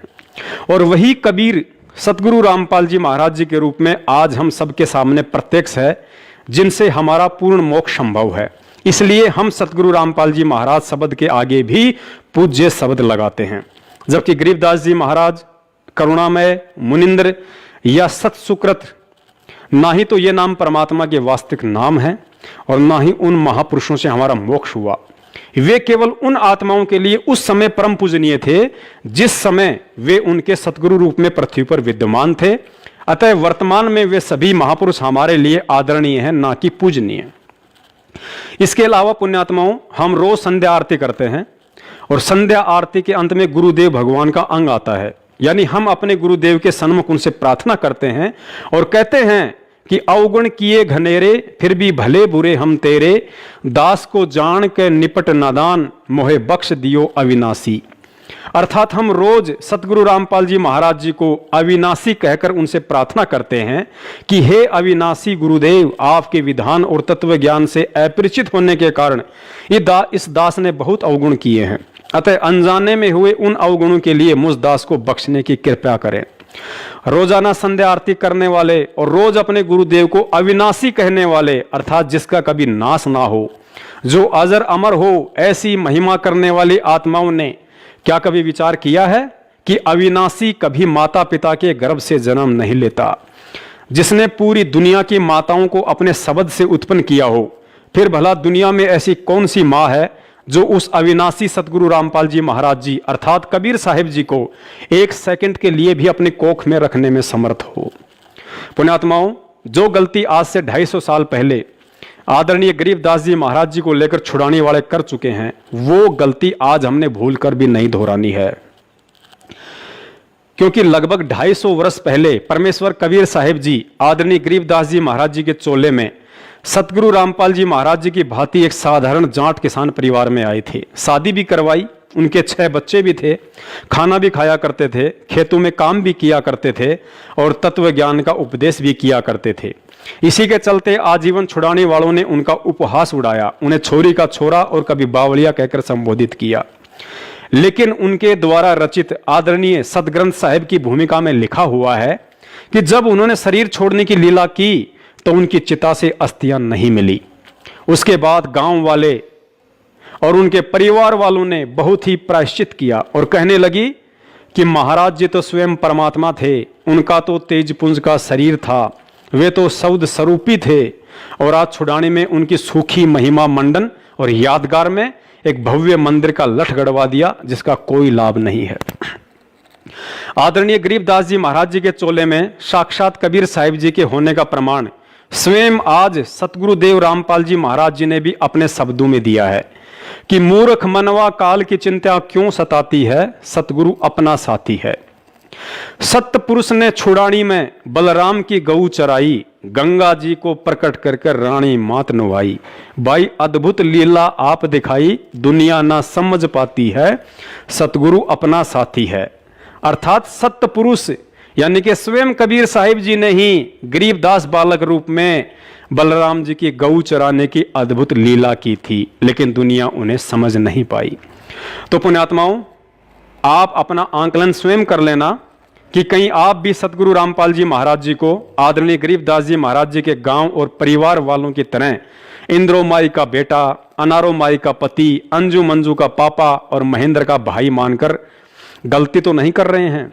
कहीं ऐसा तो नहीं कि आज इस अविनाशी प्रकट परमात्मा सतगुरु रामपाल जी महाराज जी के रहते सहते तो कबीर जी की फोटो का प्रकट दिवस और कल को उनके सतलोक जाने के बाद फिर मूर्खों की भांति ये कहकर कि सतगुरु रामपाल जी महाराज जी तो पूर्ण परमात्मा थे, उनका तेजपुंज का शरीर था, हमें हर साल 8 सितंबर को उनका प्रगट दिवस मनाना चाहिए, उनके नाम से बरवाला में एक बहुत बड़े मंदिर का लठ गड़वाना चाहिए। अगर आपने इतने प्रमाण देखकर भी उनको जीते जी पहचान कर 8 सितंबर के दिन सतगुरु प्रगट दिवस नहीं मनाया तो धिक्कार है आपके इस मानव जीवन पर। मूर्ख से मूर्ख इंसान जिसे भयंकर भूख लगी हो, ऐसी स्थिति में यदि उसके सामने एक थाली में आम और दूसरी थाली में मिट्टी से बनी आम की मूर्ति या आम का चित्र रख दिया जाए तो वह मूर्ख से मूर्ख व्यक्ति भी अपनी भूख शांत करने के लिए ओरिजिनल आम ही खाएगा, ना कि मिट्टी से बना आम या फिर आम का चित्र। तो जिन पुण्य आत्माओं को कलयुग की इस बिसली पीढ़ी में मोक्ष की भूख है, जिन्हें सतलोक जानने की तड़प है, उस आत्मा के सामने एक तरफ साक्षात गुरु खड़ा हो और दूसरी तरफ गोविंद का चित्र रख दिया जाए और कहे कि आप पहले किसका प्रगट दिवस मनाओगे, किसकी पूजा करोगे, ऐसी स्थिति में समझदार आत्मा तो तुरंत परमात्मा का विधान याद कर लेगी कि 7 दीप 9 खंड में गुरु से बड़ा ना कोई, करता करे ना कर सके, गुरु करे सो होए। कबीर गुरु गोविंद दोनों खड़े, कांके लागू पाए, और बलिहारी गुरु आपना जिन गोविंद दियो बताए। लेकिन तत्व ज्ञान लेने के बाद भी 90% भाई बहन उस 650 साल पुराने कबीर जी के चित्र को परमात्मा समझकर उसका प्रगट दिवस मना रहे हैं, जिसके विषय में सतगुरुदेव जी ने अपने सत्संग में स्पष्ट कर दिया कि आप जो ये चित्र देख रहे हैं ये प्रभु का असली चित्र नहीं है, वे तो ना जाने कितने ही स्वरूप धारण करके यहां आते रहते हैं। जो हम चित्र देखते हैं प्रभु का, ऐसा चित्र नहीं है। वो तो ना जाने कितने स्वरूप है उस मालिक के, वो किसी भी रूप में आकर के अपना ज्ञान बताता है, अपनी प्यारी आत्माओं को अपने चरणों में लगा के भक्ति करवा के सतलोक ले जाता है। पुण्यात्माओं, जब परमेश्वर कबीर साहिब जी अपनी प्यारी आत्माओं को सतलोक ले जाने के लिए सतगुरु रूप में इस पृथ्वी पर आते हैं तो उस स्थिति के विषय में आदरणीय गरीबदास जी महाराज जी ने बेहद कलम तोड़ व्याख्या की है। और यदि आज सतगुरु रामपाल जी महाराज जी से अनमोल तत्व ज्ञान लेने के बाद भी हमने इन वाणियों के मर्म को सही से नहीं जाना तो जाहिर सी बात है भगत होकर भी हम कुत्ते की योनि में जाने से स्वयं वह परमात्मा भी नहीं बचा पाएगा। वाणी है, कबीर गुरु को मानुष जो गिने, करे चरणा अमृत को पान, ते नर नरक में जाएंगे, जन्म जन्म होए समान। वाणी एक बार फिर ध्यान से सुन लीजिए। कबीर गुरु को मानुष जो गिने, करे चरणा अमृत को पान, ते नर नरक में जाएंगे, जन्म जन्म होवे समान। सबसे पहले तो यह समझना अति आवश्यक है कि आदरणीय गरीबदास जी महाराज जी की यह वाणी स्पेशल उन आत्माओं के लिए है जो वर्तमान में सतगुरु रामपाल जी महाराज जी से नाम दीक्षित हैं, न कि भक्ति मार्ग से अनजान सांसारिक व्यक्तियों के लिए। महाराज जी ने समझाया कि जो व्यक्ति पूर्ण तत्वदर्शी संत से ज्ञान समझकर उन्हें अपना सतगुरु धारण कर चुका है तथा नियमानुसार चरणा अमृत भी पी रहा है और इसके बावजूद भी यदि वह भगत अपने सतगुरु को केवल एक संत और परमात्मा किसी अन्य को मानता है तो वह व्यक्ति भले ही पूर्ण तत्वदर्शी संत की शरण में है, सत भक्ति मंत्रों का जाप भी कर रहा है और चरणा अमृत भी पी रहा है, लेकिन अंत में शरीर छोड़ने के बाद सतलोक की नहीं बल्कि कुत्ते की योनि प्राप्त करेगा। और इसमें कोई संशय नहीं है कि आज पूर्ण तत्वदर्शी संत सतगुरु रामपाल जी महाराज जी से तत्व ज्ञान लेकर तथा उनसे नाम दीक्षा प्राप्त करके रोजाना चरणा अमृत का सेवन करने वाले 90% वे भगत भाई बहन जो हर साल कबीर प्रगट दिवस मनाते हैं, सारे के सारे अभी भी इतने प्रमाण देखकर कबीर प्रगट दिवस मनाने वाली अपनी महाभूल के लिए सतगुरुदेव जी से हृदय से दंडवत समायाचना नहीं की तो मरणोपरांत फिलहाल कुत्ते का ही शरीर प्राप्त करने की दिशा में आगे बढ़ रहे हैं। पुण्यात्माओं, भले ही ये बात आपको बुरी लगे लेकिन यही सत्य है, क्योंकि ये विचार आदरणीय गरीबदास जी महाराज जी के हैं जो 100% सत्य हैं और यही विचार उस समय 100% से 1000% सत्य हो जाते हैं जब पूर्ण तत्वदर्शी संत सतगुरु रामपाल जी महाराज जी गरीबदास जी महाराज जी की इस वाणी का ज्यों का त्यों अपने शब्दों में समर्थन कर देते हैं। तो अपने भ्रम निवारण के लिए देखिए, स्वयं सतगुरु रामपाल जी महाराज जी द्वारा सन 2013 में रचित एक पुस्तक यथार्थ भक्ति बोध का सरलार्थ के पेज नंबर 48 पर वाणी संख्या 10 में वाणी है, कबीर गुरु को मानुष जो गिने, करे चरणामृत को पान, ते नर नरक में जावेंगे, जन्म जन्म होए समान। और सरलार्थ में पूज्य गुरुदेव जी ने लिखा है, जो सतगुरु तत्वदर्शी है उसको परमात्मा तुल्य ही मानना चाहिए। यदि साधक ने गुरु धारण कर रखा है और नियमानुसार चरणा अमृत भी पी रहा है और गुरु जी को केवल संत रूप में देखता है और परमात्मा अन्य मानता है तो वह शिष्य पार नहीं हो सकता है। पार नहीं हुआ तो श्वान यानी कुत्ते आदि के शरीर प्राप्त करेगा। कलयुग की इस पिछली पीढ़ी में देखा देखी भेड़ चाल में मस्त होकर कबीर प्रगट दिवस मनाने वाली आत्माओं से प्रार्थना है, सतगुरु रामपाल जी महाराज जी द्वारा किए गए इस वाणी के सरलार्थ के बीच वाली 2 लाइनों पर जमकर आंखें टिका दो। स्थूल शरीर वाली आंखों को नहीं, बल्कि और 2 अन्य तत्व ज्ञान वाली आंखों को, जो हमें सतगुरुदेव से ज्ञान मिलने के बाद प्राप्त हुई है। यहां गुरुजी स्पष्ट कह रहे हैं, यदि साधक ने गुरु धारण कर रखा है और नियमानुसार चरणामृत भी पी रहा है और गुरुजी को केवल संत रूप में देखता है और परमात्मा अन्य मानता है, तो वैसे से पार नहीं हो सकता। पार नहीं हुआ तो श्वान यानी कुत्ते आदि के शरीर प्राप्त करेगा। अब समझदार भगत स्वयं विचार कर ले कि पूर्ण तत्वदर्शी संत सतगुरु रामपाल जी महाराज जी से तत्व ज्ञान लेकर और ये भली बाती जानकर कि तत्वदर्शी संत की भूमिका स्वयं परमात्मा कबीर साहिब ही करते हैं, इसके बावजूद भी संत या गुरु रूप में प्रकट परमात्मा के अलावा यदि भगत किसी अन्य को परमात्मा मानकर उनका प्रगट दिवस मनाता है, तो यहां स्पष्ट है कि वह भगत अभी भी अपने सतगुरु को केवल एक संत और परमात्मा किसी अन्य को अर्थात उसी को मानता है जिसका वह प्रगट दिवस मनाता है। तो आदरणीय गरीबदास जी महाराज जी की इस वाणी और सतगुरु रामपाल जी महाराज जी के द्वारा इस वाणी के सरलार्थ अनुसार निश्चय ही ऐसा भगत शरीर छोड़ने के बाद कुत्ते की योनि प्राप्त करने वाला है। दास ये नहीं कह रहा कि कबीर जी परमात्मा नहीं है, परमात्मा तो सकल सृष्टि में अकेले कबीर साहिब ही हैं। लेकिन यदि वह कबीर आज आपके गुरु का रूप धारण करके आपके सामने प्रत्यक्ष है, तो फिर उसी कबीर की 650 साल पुरानी एक फोटो को परमात्मा मानकर उसका प्रगट दिवस मनाना क्या आपके द्वारा अपने ही गुरु की तौहीन नहीं है? पुण्यात्माओं, गुरु और परमात्मा के बीच के इस भेद को मिटाने के लिए ही वह परमात्मा इस पृथ्वी पर सतगुरु बनकर तत्व ज्ञान की बारिश करता है, ताकि आप और हम उन्हें आसानी से पहचान लें कि गरीब निर्गुण सरगुण एक है, दूजा ब्रह्म विकार, निर्गुण साहिब आप हैं और सरगुण संत विचार। अर्थात निर्गुण रूप में सतलोक में विराजमान वह कबीर परमात्मा उस समय सरगुण अवस्था में आ जाता है जब वह अपनी आत्माओं को तत्व ज्ञान देने के लिए पृथ्वी आदि लोक लोकांतरों पर एक संत या गुरु की भूमिका में तत्व ज्ञान प्रचार करता है। परमेश्वर जी ने बताया कि आदरणीय धर्मदास जी व नानक साहिब जी सहित अनेकों आत्माओं का निर्गुण सरगुण को लेकर नकली संतों द्वारा पैदा किया गया भ्रम उस समय समाप्त हो गया जब उन आत्माओं ने सतलोक के सिंहासन पर अन्य तेजोमय रूप में उसी महापुरुष को बैठा पाया, जो महापुरुष एक साधारण संत के रूप में उनका गुरु बनकर उन्हें नीचे से सतलोक लेकर गया था। उसके बाद तो उन आत्माओं में शंका की कोई गुंजाइश ही नहीं रही। और जब यही नज़ारा सतलोक में आदरणीय गरीबदास जी महाराज जी ने भी देखा, तो नीचे आकर कलयुग की वर्तमान बिचली पीढ़ी वाली हम अज्ञानी आत्माओं का मोत या बिंद हटाने के लिए अपने ग्रंथ साहिब में लिखा था कि गुरु को मानुष जो गिणे करे चरणा अमृत को पान, ते नर नरक में जाएंगे जन्म जन्म होए समान।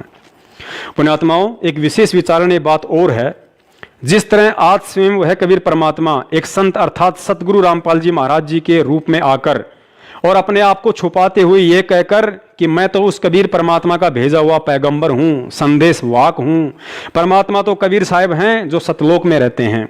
ठीक इसी प्रकार जब यही परमात्मा जिंदा महात्मा यानी एक संत रूप में आदरणीय धर्मदास जी, नानक साहिब जी, गरीबदास जी व मलुकदास जी सहित दादू जी को मिले, तो उन्हें भी यही कहा करते थे कि भाई मैं तो उस परमात्मा का भेजा हुआ नुमाइंदा हूं, परमात्मा तो सत्य पुरुष है जो सतलोक में रहता है।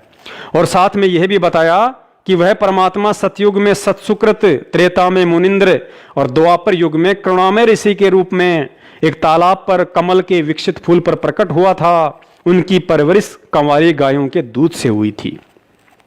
लेकिन इसके बावजूद उन आत्माओं ने कभी भी ऋषि करुणामय, ऋषि मुनिंद्र का प्रगट दिवस नहीं मनाया, क्योंकि सतलोक देखने के बाद जैसा कि पहले ही बताया जा चुका है कि उन सभी आत्माओं का भ्रम निवारण हो चुका था कि कौन मुनिंद्र और कौन करुणामय।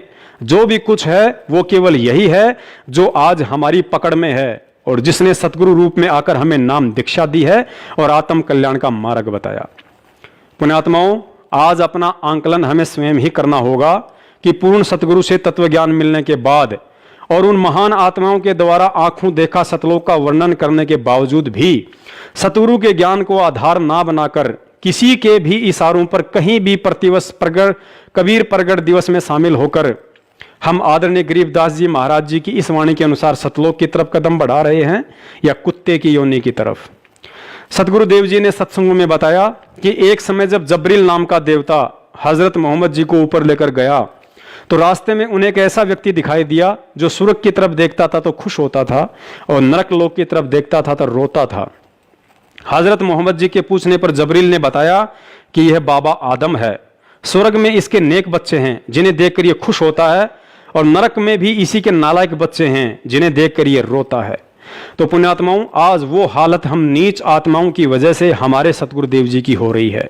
कलयुग की बिचली पीढ़ी में हमें मानव जन्म देकर सतगुरु रूप में वह परमात्मा खुश होता है और बार बार हमें पुण्यात्माओं शब्द से संबोधित करता है, तो दूसरी तरफ वह परमात्मा तत्व ज्ञान की इतनी बारिश करने के बाद भी हमारी भेड़ चाल को देखकर सत्संग करते करते रोने भी लगता है, क्योंकि पिता होते हुए भी उसे अपने पिता होने के सैकड़ों प्रमाण देने पड़ रहे हैं। लेकिन इसके बावजूद भी हम मूर्ख प्राणी इतना भी नहीं समझ पा रहे कि हमारा असली पिता एक 650 साल पुरानी फोटो है या जो 8 सितंबर 1951 के दिन साक्षात प्रकट होकर पिछले 27 वर्षों से अपने तत्व ज्ञान रूपी शब्द दूध की खीर खिला रहा है, वो है। पुण्यात्माओं, हमारी बुद्धि इतनी मलिन हो चुकी है कि हम केवल उसी तरह से प्रकट रूप को परमात्मा मानते हैं जिस रूप में वह परमात्मा शिशु रूप धारण करके कमल के फूल पर प्रकट होता है। लेकिन क्या हमने कभी सतगुरुदेव जी के सत्संगों को गहराई से सुनकर विचार किया है जिसमें उन्होंने स्पष्ट संकेत किया हुआ है कि परमात्मा जिस उद्देश्य को लेकर यहां प्रकट होते हैं उसे पूरा करके ही जाते हैं। अब हमने इन 4 पंक्तियों को बहुत ही गहराई से समझना पड़ेगा कि परमात्मा जिस उद्देश्य को लेकर यहां प्रकट होते हैं उस उद्देश्य को पूरा करके ही जाते हैं। सतयुग, त्रेता, द्वापर और कलयुग में परमात्मा कबीर साहिब जी शिशु रूप में एक विकसित कमल के फूल पर प्रकट होने की लीला मात्र इसलिए करते हैं क्योंकि वेदों में परमात्मा के शिशु रूप में प्रकट होने वाली उस महिमा को यथावत बनाए रखना होता है। यानी कि वेदों में परमात्मा के सशरीर प्रकट होने का जो वर्णन है उसे एक उदाहरण पेश करके सिद्ध करना होता है, ताकि कलयुग की इस वर्तमान बिचली पीढ़ी में जब वह परमात्मा किसी साधारण से दिखने वाले मनुष्य रूप में प्रकट होकर तत्व ज्ञान प्रचार करे तो हम अपने पिता को आसानी से पहचान सकें। अतः कलयुग की प्रथम पीढ़ी में परमात्मा ने कबीर रूप में मात्र इसी उपरोक्त मुख्य कारण से कमल के फूल पर शिशु रूप में प्रकट होने की आवश्यकता पड़ती है और अपने उद्देश्य को पूरा करते हैं। अन्यथा वह समर्थ तो जब चाहे जिस उम्र में किसी भी रूप में कहीं भी प्रकट हो सकता है, जैसे आज संत रामपाल जी महाराज जी के रूप में प्रकट हैं। उसके 250 साल बाद वही परमात्मा बंदी छोड़ गरीबदास जी महाराज जी के रूप में हमारी चरम दृष्टि को धोखा देते हुए पुनः छुड़ानी में प्रकट हुए। बावड़िया, छोरी का छोरा और गरीबू कहलाया, लेकिन अपने उद्देश्य को पूरा करके चलता बना। उद्देश्य यही था कि कलयुग की प्रथम पीढ़ी में जो अनमोल तत्व ज्ञान उन्होंने धर्मदास जी को निमित्त बनाकर पवित्र कबीर सागर में लिपिबद्ध करवाकर छोड़ दिया था, उस ज्ञान में काल अपने नकली संतों के मनमाने आचरण व सोच आधार से मिलावट करवा देता है, जिसकी क्षतिपूर्ति के लिए उन्होंने गरीबदास रूप में आकर पुनः उस तत्व ज्ञान की एक नए रूप में रचना करनी होती है, ताकि कलयुग की बिचली पीढ़ी की जीव आत्माओं के लिए वह पवित्र ग्रंथ संजीवनी बूटी बन सके। और अपने इस उद्देश्य की पूर्ति के बाद वह परमात्मा चला जाता है। उसके बाद वह परमात्मा कलयुग की बिचली पीढ़ी में अपने पूर्व निर्धारित उद्देश्य को पूरा करने, अर्थात उनके द्वारा भिन्न भिन्न रूपों में प्रकट होकर भक्ति मार्ग की जो भूमिका सैकड़ों वर्ष पहले प्रकट होकर बनाई गई होती है, उसे अंतिम रूप देने के लिए एक संत रूप में आता है तथा अपने विधान अनुसार उसको पूरा करके ही जाता है। और वर्तमान में उनका पूर्व निर्धारित उद्देश्य लाखों करोड़ों आत्माओं का उद्धार करके सतलोक भेजने का है, जिसके लिए समर्थ होते हुए भी उस कबीर परमात्मा को 3 युगों में भिन्न भिन्न चोले धारण करके इतने पापड़ बेलने पड़ते हैं। पुण्यात्माओं, पापड़ बेलने का आप जी गलत अर्थ मत निकाल लेना। पापड़ बेलना एक मुहावरा है जिसका अर्थ है कि किसी विशेष मकसद के लिए तरह तरह के कष्ट उठाना। पुण्यात्माओं, आज हमें इस ज्ञान की गहराइयों में जाकर हम नीचों के लिए हमारे पिता के द्वारा उठाए गए उन सभी कष्टों और परेशानियों को समझकर मनन करना होगा कि हमारा पिता इतने कष्ट झेलता है और हम फिर भी नशे से बाहर निकलने को तैयार नहीं। विचार करें, 650 साल पहले कबीर परमेश्वर जी ने सत्संग किए नहीं, बल्कि आज इस समय उत्पन्न हम नीच आत्माओं के लिए सत्संग बनाए थे ताकि हम परमात्मा को पहचान सकें। यदि 650 साल पहले वह दयालु परमात्मा 120 साल तक तरह तरह के कष्ट और यातना सहकर सैकड़ों अद्भुत लीला ना करते तो चाहे आज हम कितने ही शिक्षित क्यों ना हो, उन्हें नहीं पहचान सकते थे। उदाहरण के लिए, फिल्म बनाने से पहले फिल्म प्रोड्यूसर के दिमाग में कहानी होती है, लेकिन उस कहानी को यथार्थ रूप देने के लिए अर्थात समाज के सामने 3 घंटे की फिल्म के रूप में पेश करने से पहले उसे कुछ पात्रों अर्थात फिल्मी कलाकारों का चयन करना पड़ता है ताकि उन सब की मदद से उस कहानी को एक फिल्म का रूप दिया जाए जिसे लोग आसानी से समझ सकें कि यह फिल्म क्या संदेश देना चाहती है। और यदि वह प्रोड्यूसर उस कहानी को अपने मुंह से सुनाए या किसी कागज पर लिखकर लोगों को पढ़ने के लिए कहे तो किसी भी व्यक्ति की रुचि नहीं बनेगी और ना ही समझ में आएगी। ठीक उसी फिल्म प्रोड्यूसर की तरह कबीर परमेश्वर जी ने कलयुग की प्रथम पीढ़ी में शिशु रूप में प्रकट होकर आज इस पिछली पीढ़ी के लिए सत्संग बनाए कि राम और कृष्ण की तरह परमात्मा कभी किसी मां के गर्भ से नहीं आता। परमेश्वर ने 120 वर्ष तक एक आम नागरिक की भूमिका करके सत्संग बनाया कि यदि हमने परमात्मा की प्राप्ति करनी है तो इस काल लोक में कितनी आधीनी चाहिए। परमेश्वर ने सत्संग में बताया और परमेश्वर ने सत्संग बनाया कि मैं समर्थ होकर भी एक जुलाई की टूटी फूटी झोपड़ी में 120 वर्ष तक रहा, मेहनत करके अपना पेट और परिवार का पेट भरा, माया का संचय कभी नहीं किया, जो बचा उसे परमार्थ में लगाया। परमेश्वर जी ने रविदास जी, गणिका माई, अर्जुन सरजुन, जीवा दत्ता, नानक जी, धर्मदास जी, मलुकदास जी, राजा बीर सिंह, बिजली खान पठान, सिकंदर लोधी आदि सैकड़ों आत्माओं को अपनी कहानी का पात्र बनाकर 650 साल पहले एक सत्संग रूपी फिल्म बनाई।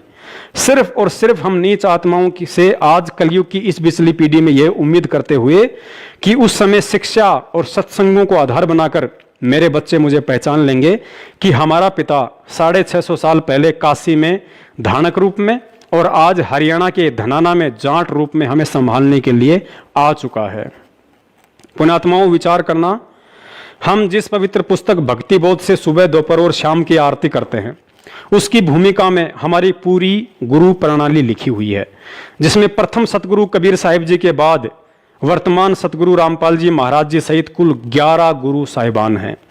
लेकिन इन 11 गुरु साहिबानों में बंदी छोड़ शब्द सिर्फ और सिर्फ 3 ही नामों के आगे लगता है।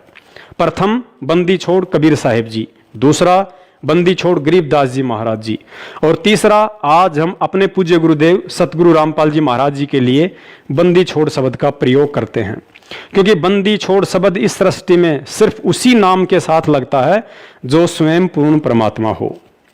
पुण्यात्माओं, पूज्य गुरुदेव संत रामपाल जी महाराज जी को और गहराई से समझने के लिए देखिए सन 2013 में बरवाला आश्रम में काल प्रेरित सतलोक आश्रम मैनेजमेंट हरियाणा के मुखियों द्वारा रचित पुस्तक मानवता का गिरता हास तथा विकास, और दूसरी पुस्तक है भोगेगा अपना किया रे।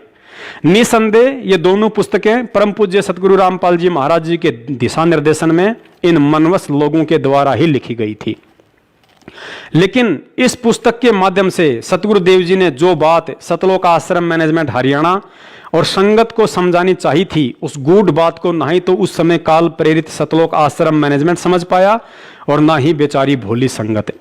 अतः आज परमेश्वर जी मुझ तुच्छ दास को निमित्त बनाकर इस पुस्तक में लिखे गूढ़ संकेतों को संगत तक पहुंचा रहे हैं, और इन सांकेतिक प्रमाणों को देखने के बाद सन 2014 से पहले नाम उपदेशी भगत भाई बहनों में यदि जरा भी समझ होगी तो सिर पर हाथ रखकर थप्पियां मारेंगे और कहेंगे कि ज्ञान को आधार ना बनाकर सन 2014 के बाद से किन मूर्खों के संपर्क और बहकाव में आकर असली जीते जागते कबीर को भुलाकर रोहतक और जबलपुर में कागज के कबीर का प्रगट दिवस मनाकर तथा कुपात्रों को दान और अनमोल समय देकर क्यों हमने अपने कर्म फोड़े। क्योंकि हमारी इस करनी से हमारे सतगुरु दुखी हुए हैं और कहते हैं कि जिन बातों से गुरु दुख पावे तिन बातों को दूर भगावे।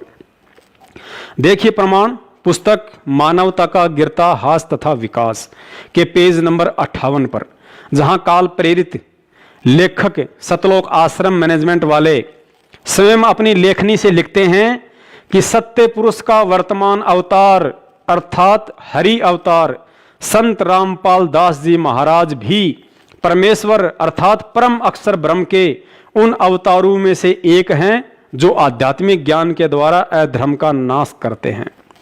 पुण्यात्माओं, अब इन 4 लाइनों में सतगुरुदेव जी ने बहुत ही गहरा संकेत कर दिया है कि मैं कौन हूं, लेकिन ये काल प्रेरित लोग समझ ही नहीं सके और आज तक संत रामपाल जी महाराज जी के साथ एक सामान्य संत की तरह व्यवहार करते हुए केवल कबीर प्रगट दिवस की ही डफली पीटते रहे। यहां लिखा है कि संत रामपाल दास जी महाराज भी परमेश्वर अर्थात परम अक्षर ब्रह्म के उन अवतारों में से एक है जो आध्यात्मिक ज्ञान के द्वारा अधर्म का नाश करते हैं।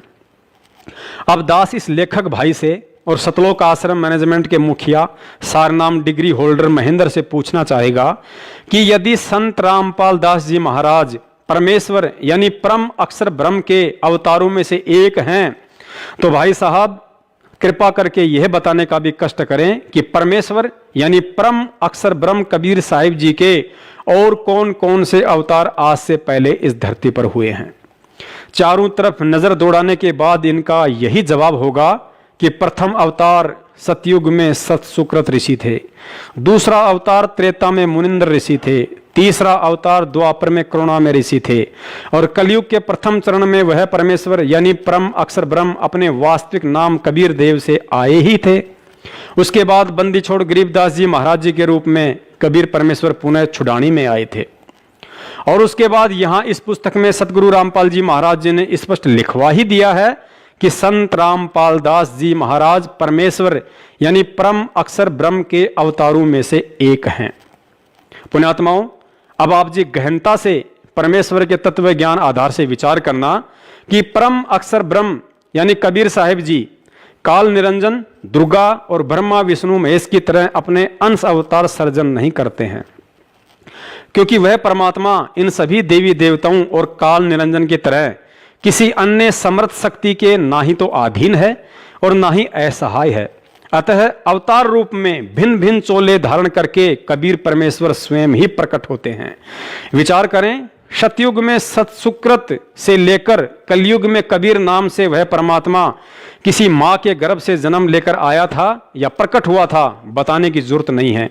लेकिन गरीबदास रूप में भी वह परमात्मा प्रकट ही हुआ था, जिसका प्रमाण स्वयं उनके द्वारा रचित ग्रंथ साहिब की भूमिका में मिलता है कि शरीर त्यागने के बाद चिता से उनकी अस्थियां नहीं मिली थी और उसी रूप में छुड़ानी में शरीर त्याग कर गरीबदास जी महाराज अपने प्रिय भगत भूमड़ दास के बाग सहारनपुर में पुनः प्रकट होकर 35 वर्ष तक वहीं रहे। अतः समझदार भगत को समझने के लिए उनकी यही लीला पर्याप्त है कि गरीबदास जी महाराज जी के रूप में परमेश्वर कबीर साहिब जी मां के गर्भ से आए थे या प्रकट हुए थे। और पुख्ता प्रमाण के लिए आदरणीय गरीबदास जी महाराज हमारी तरह कोई आत्मा थी या स्वयं परमात्मा थे। सुनिए ये 3 मिनट का अनमोल सत्संग, जिसमें सतगुरुदेव जी ने आदरणीय गरीबदास जी महाराज जी को स्वयं कबीर साहिब जी का अवतार बताया और यह भी स्पष्ट किया है कि कबीर साहिब और गरीबदास जी दोनों एक ही थे, केवल नाम की भिन्नता थी, शक्ति में कोई अंतर नहीं था। और अंत में योगियों का जिक्र करते हुए कहा कि वे परमात्मा थे। बंदी छोड़ सतपुरुष स्वरूप कबीर साहब तथा उन्हीं के अवतार बंदी छोड़ गरीबदास जी महाराज की अमृतमयी वाणी का खुलासा, सरलार्थ, भावार्थ व सारांश आज तीसरा दिन है सतगुरु की कृपा से। बंदी छोड़ की वाणी के अंदर वो रहस्य छुपा हुआ है जो कि आम भक्त आम संत के बस की बात नहीं कि इसमें से वो रहस्य को निकाल सके। उनकी अपनी कृपा जिस पर हो जाती है वही इस बात को ढूंढ सकता है कि सतगुरु महाराज इस वाणी के माध्यम से हमें क्या समझाना चाहते हैं। कथा कोई सुना रहे हैं और उसके अंदर समझा कोई और बात रहे। रामायण सुनाते हैं, महाभारत सुनाते हैं, इनकी इसमें इन्होंने आवश्यकता भी नहीं थी, लेकिन फिर भी लिखनी पड़ी, क्योंकि एक तो ये यथार्थता पैदा की हमारे मन के अंदर कि सतगुरु महाराज जो कह रहे हैं वो सत्य है, क्योंकि आज से लाखों वर्ष पहले की रामायण ज्यों की त्यों उन शास्त्रों से मिलती है। जबकि गरीबदास महाराज कतई अनपढ़ थे, कोई शास्त्र का ज्ञान उन्होंने अक्षर ज्ञान नहीं था, वो पढ़े लिखे नहीं थे, लेकिन वो परमात्मा थे, इस बात का उन्होंने सिद्ध किया। आज से लाखों वर्ष पहले कि जो भी घटनाएं घटी और जो शास्त्र प्रमाण देते हैं हिंदू और मुसलमान धर्मों के, वो जो के त्यों बंदी छोड़ ने लिखवाए, ये प्रमाण करने के लिए कि मैं जो कह रहा हूं वो सत्य है। यही कबीर साहब ने लाखों वर्ष पहले की, और साथ में योगियों की वो उपलब्धियां जो कि युग बीत जाते हैं उनको जब प्राप्त होती है, वो ज्यों की त्यों बंदी छोड़ने सारा कुछ इसके अंदर वर्णन करके दिया। उन योगियों की उपलब्धियां बताई कि कौन सा ऋषि ने क्या उपलब्धि की, क्या साधना की, उसके प्रति उसने क्या उसके प्रति पाया फलस्वरूप, और फिर उससे आगे उसके साथ क्या बना, ये भी बंदी छोड़ ने इसमें लिख रखा है। तो इससे हमें ज्ञान होता है कि सतगुरु कबीर साहब व गरीबदास जी महाराज एक ही थे, सिर्फ नाम की भिन्नता थी, शक्ति में कोई अंतर नहीं था। पुण्यात्माओं, उसके बाद इस पुस्तक मानवता का गिरता हास तथा विकास में स्वयं सतगुरु रामपाल जी महाराज जी ने इन अनाड़ियों से गूढ़ बात लिखवा दी कि संत रामपाल दास महाराज जी भी परमेश्वर परम अक्षर ब्रह्म के उन अवतारों में से एक हैं। तो अब स्वतः ही सिद्ध हो जाता है कि जब सतयुग के सतसुकृत अवतार से लेकर कलयुग के गरीबदास जी महाराज जी तक सभी के सभी अवतार अपनी लीला करने के लिए मां के गर्भ से जन्म ना लेकर प्रकट हुए हैं, तो भला सतगुरु रामपाल जी महाराज जी आखिर कैसे किसी मां के गर्भ से जन्म लेकर आएंगे। अर्थात आज पृथ्वी पर परम अक्षर ब्रह्म कबीर साहिब जी पूर्व के अवतारों की भांति सतगुरु रामपाल जी महाराज जी के चोले में स्वयं अवतरित प्रकट परमात्मा है, और उनका भगत होकर वही इंसान दुनिया का सबसे मूर्ख व्यक्ति समझा जाएगा जो इतने प्रमाणों के बावजूद भी 8 सितंबर के दिन सतगुरु प्रगट दिवस के बजाय कबीर प्रगट दिवस ही मनाता रहेगा। अभी भी अगर किसी का मन नहीं मान रहा हो तो देखिए इसी पुस्तक के पेज नंबर 66 पर एक और पुख्ता प्रमाण, जहां सतगुरु देव जी ने स्पष्ट लिखवाया है कि 12वें पंथ गरीबदास जी वाले पंथ में मैं परमेश्वर कबीर जी ही स्वयं चलकर आऊंगा, तब संत गरीबदास जी द्वारा प्रकट की गई वाणी को मैं कबीर परमेश्वर प्रकट होकर समझाऊंगा। अब पुण्यात्माओं को निपट अंधा और मोतियाबिंद का ही शिकार होगा जो यह प्रमाण देखकर भी नहीं समझ पाएगा, जिसमें गुरुदेव ने साफ साफ कह दिया है कि 12वें पंथ में मैं कबीर परमेश्वर स्वयं ही आऊंगा और प्रकट होकर संत गरीबदास जी की वाणियों का मतलब समझाऊंगा। अब सर्वविदित है कि आदरणीय गरीबदास जी महाराज जी की वाणियों को श्री आसाराम बापू या राम रहीम जी ने तो समझाया नहीं है, और जिन्होंने समझाया है उन्हें आप जानते ही हैं। फिर हर साल जून के महीने में कागज के फोटो को भगवान मानते हुए उसका प्रकट दिवस मना कर आखिर कब तक अपनी अंधता, मूर्खता और अज्ञानता का प्रमाण देते रहोगे? क्योंकि आप जिस दाढ़ी मूंछ वाली फोटो को परमेश्वर का असली स्वरूप मान रहे हो, यह आपकी मूर्खता है, जिसके विषय में गुरुजी स्वयं कह चुके हैं कि आप जो चित्र देख रहे हैं यह प्रभु का वास्तविक चित्र नहीं है। एक प्रमाण आपको और देते हैं कि 650 साल पहले ही नहीं बल्कि सतयुग, त्रेता और द्वापर में भी परमेश्वर कबीर साहिब जी अपने सतलोक वाले वास्तविक स्वरूप में कभी नहीं आए। पुण्यात्माओं, इन 21 ब्रह्मांडों में यदि परमेश्वर कबीर साहिब जी के असली स्वरूप से कोई परिचित है तो केवल 2 ही प्राणी है, पहला काल भगवान और दूसरा उनकी पत्नी दुर्गा है। प्रथम सतयुग में जब परमेश्वर कबीर साहिब जी सतसुकृत रूप में इस पृथ्वी पर आए तो अपने पुत्र जोगजीत जी के रूप में आए थे, क्योंकि सतगुरु देव जी ने बताया कि प्रथम सतयुग में पृथ्वी लोक पर आने से पहले तपतशिला पर काल और परमेश्वर जी की बातचीत हुई थी। तो परमेश्वर जी अपने पुत्र जोगजीत जी के रूप में थे और कहा था कि मैं पिताजी के आदेश से नीचे जाऊंगा और तेरा भांडा फोड़ करूंगा कि तू भगवान नहीं है। अतः सिद्ध हुआ कि सतयुग में सतसुकृत ऋषि वाला रूप भी परमेश्वर का असली स्वरूप नहीं था। उसके बाद कलयुग में परमेश्वर जी जिस कबीर रूप में आए थे वह भी उनका असली स्वरूप नहीं था, क्योंकि जब परमेश्वर कबीर साहिब जी मगर से सशरीर सतलोक जा रहे थे तो दुर्गा ने उन्हें कोई सामान्य संत समझकर अपने जाल में फंसाने की पुरजोर कोशिश की। उनके सामने शादी तक का प्रस्ताव भी रख दिया कि मैं आपकी पत्नी बनकर रहूंगी। पुण्यात्माओं, अब विचार करो, आज जिस मूर्खता के चलते लाखों की संख्या में काल एजेंट सतलोक आश्रम मैनेजमेंट वालों के मनमाने आचरण को उत्तम समझकर संगत कहीं भी भीड़ इकट्ठा करके कबीर परमेश्वर जी के जिस दाढ़ी मूंछ वाले स्वरूप की फोटो का प्रकट दिवस मनाकर अपने आप को धन्य समझ रही है। यदि कबीर साहिब जी का वह रूप उनका असली रूप होता तो दुर्गा उन्हें पहचान लेती और हो सकता है डर के मारे उसका कलेजा भी फट जाता, क्योंकि ऊपर पहले ही बताया जा चुका है कि 21 ब्रह्मांड में कबीर साहिब जी के सतलोक वाले असली स्वरूप से यदि कोई परिचित है तो केवल काल और दुर्गा दो ही हैं। और यदि फिर भी आप लोगों ने फोटो का ही प्रगट दिवस मनाकर वर्तमान के जीते जागते कबीर सतगुरु रामपाल जी महाराज जी को अपनी नासमझी के चलते दुखी करना ही है, तो भाई फिर दुखी करने में कमी क्या छोड़नी? फिर तो सतसुकृत ऋषि का भी प्रगट दिवस मनाओ, क्योंकि वे भी एक तालाब में विकसित कमल के फूल पर ही प्रकट हुए थे। उनकी भी परवरिश कंवारी गायों के दूध से ही हुई थी।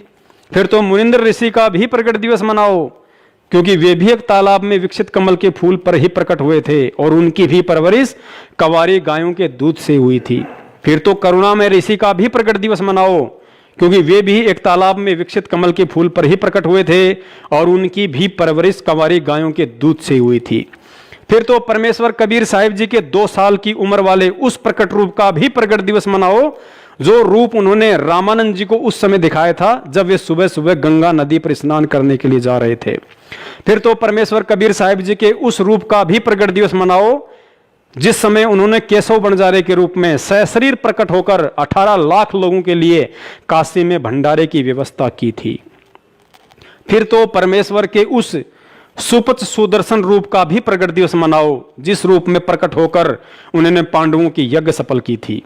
फिर तो परमेश्वर कबीर साहिब जी के उस बरहा अर्थात सुअर रूप का भी प्रकट दिवस मनाओ जिस रूप में प्रकट होकर उन्होंने शंखासुर के द्वारा वेदों को समुद्र में डुबोने से बचाया था। फिर तो परमेश्वर के उस रूप का भी प्रकट दिवस मनाओ जिस बांदी रूप में प्रकट होकर उन्होंने राजा अब्राहिम सुल्तान की सेज पर सोने के कारण 3 कोरड़े खाए थे। फिर तो परमेश्वर के उस रूप का भी प्रकट दिवस मनाओ जिस नरसिंह रूप में प्रकट होकर उन्होंने प्रहलाद भगत की रक्षा की थी। फिर तो परमेश्वर जी के उस श्री कृष्ण रूप का भी प्रकट दिवस मनाओ जिस समय उन्होंने पीपा और सीता के लिए समुद्र में द्वारिका और बाल गोपाल रचे तथा स्वयं श्री कृष्ण रूप बनाकर उनके साथ 7 दिन तक वहीं रहे। फिर तो परमेश्वर जी के उस सिंह रूप का भी प्रकट दिवस मनाओ जब उन्होंने दिल्ली के दरबार में पीलवान, हाथी और सिकंदर लोदी को दर्शन दिए थे। फिर तो परमेश्वर के उस पार्वती रूप का भी प्रकट दिवस मनाओ जिस रूप में प्रकट होकर उन्होंने भस्मागिरी को भस्म किया था और फिर विष्णु रूप धारण करके शंकर भगवान को भस्मासुर की राग दिखाकर भयमुक्त किया था, अर्थात उस विष्णु वाले रूप का भी प्रकट दिवस मनाओ। फिर तो परमेश्वर के उस मालन रूप का भी प्रकट दिवस मनाओ जिस रूप में प्रकट होकर उन्होंने राजा अब्राहिम सुल्तान को एक बेर के झगड़े पर थप्पड़ मारा था। और भी लाखों करोड़ों रूप में वह परमेश्वर इस पृथ्वी पर प्रकट होता रहता है। अतः एक अकेले कबीर रूप का प्रगट दिवस मनाने वाले 80% भोली आत्माओं से प्रार्थना है आप बारी बारी परमेश्वर के इन सभी उपरोक्त प्रकट रूपों का प्रकट दिवस मनाओ ताकि तुम्हारी नादानी और नासमझी पर आज वर्तमान में प्रकट वह परमेश्वर बाबा आदम की तरह कबीर प्रगट दिवस मनाने वालों को देखकर दुखी हो और सतगुरु प्रगट दिवस मनाने वालों को देखकर प्रसन्न हो। तो पुण्यात्माओं, अब दास अपनी वाणी को विश्राम देता है। कहने को तो परमेश्वर की महिमा के विषय में दास के पास इतना मटेरियल है कि जीवन समाप्त हो सकता है, लेकिन शब्द नहीं। लेकिन इस बात का निष्कर्ष सिर्फ दास के कहने और आपके सुनने तक ही सीमित नहीं है। दास तो पिछले वर्ष से ही सतगुरु प्रगट दिवस मना रहा है, क्योंकि आने वाले समय में तो पूरी दुनिया ही सतगुरु का प्रगट दिवस मनाएगी। आम व्यक्ति भी इस बात से भली भांति परिचित हो जाएगा कि संत रामपाल जी महाराज जी ही असल में कबीर परमात्मा है, लेकिन असल में उनका प्रगट दिवस मनाना तो आज है और आज केवल वही आत्मा उनका प्रगट दिवस मना सकती है जिसने इस भक्ति मार्ग पर ज्ञान को आधार बनाकर चलना सीख लिया होगा, वरना उल्लू के लिए तो सदा दिन में ही रात और रात ही दिन होता है। अंत में अपनी वाणी को विश्राम देते हुए दास एक और ऐसा प्रमाण देता है जिसे आधार बनाकर आसानी से समझा जा सकता है कि सतगुरु रामपाल जी महाराज जी कौन हैं, स्वयं कबीर परमात्मा हैं या कबीर साहिब जी के भेजे हुए कोई संदेश वाहक हैं।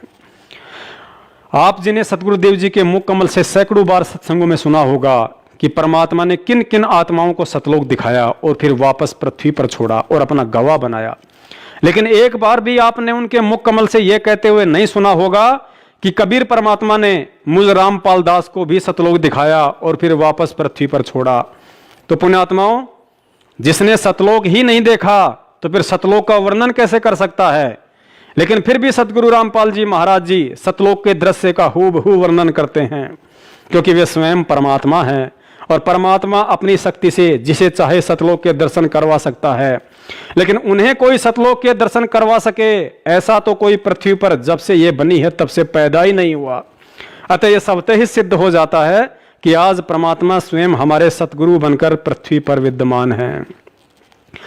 अब जिन जिन आत्माओं को इस वीडियो के माध्यम से ये अच्छे से समझ में आ गया है कि वास्तव में असली कबीर तो स्वयं मेरा सतगुरु ही है और मैं अज्ञानता में एक कागज की फोटो को कबीर समझकर उसका प्रगट दिवस मनाते हुए प्रतिवर्ष अपने आप को धन्य समझ रहा था, तो उन आत्माओं का अब यही प्रसन्न हो सकता है कि 8 सितंबर 2020 के दिन सतगुरु प्रगट दिवस मनाना कैसे है।